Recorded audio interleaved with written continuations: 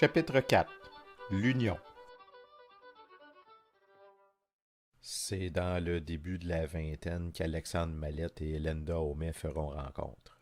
Car c'est le 4 novembre 1914 dans la paroisse Saint-Irénée que nous allons assister à l'union d'Alexandre Mallette de la paroisse des Saints-Anges Gardiens à la Chine, fils majeur d'Ormida Mallette et Emma Deneau d'une part, et Elenda Homais, fille majeure d'Emmanuel Homais et Annie McMartin. Question de se situer un peu au niveau historique, même si officiellement la Première Guerre mondiale est déclenchée en juin 1914. C'est vers octobre qu'avec toutes les alliances qui se sont faites qu'on va avoir le statut de guerre mondiale. Alors on est vraiment au tout début.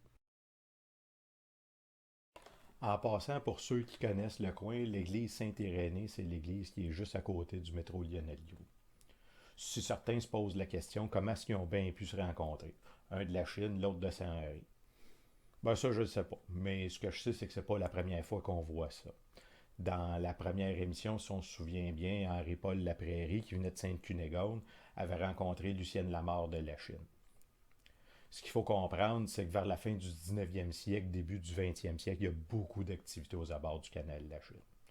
Le secteur entre ce qu'on appelle aujourd'hui Griffintown, puis la Chine, c'est pas mal densifié depuis le début de la révolution industrielle.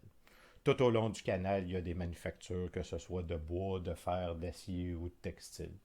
Les gens se promènent beaucoup dans le secteur, soit pour le travail ou pour aller rencontrer de la parenté.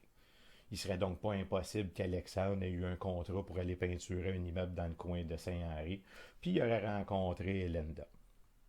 Si à cette époque-là, en campagne, il était mal vu de marier quelqu'un d'une autre paroisse, en ville, c'est de quoi qu'on voyait beaucoup plus fréquemment.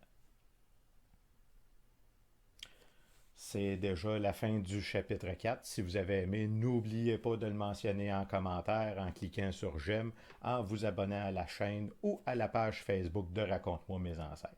On se revoit le 26 septembre pour le chapitre 5, le début d'une nouvelle aventure.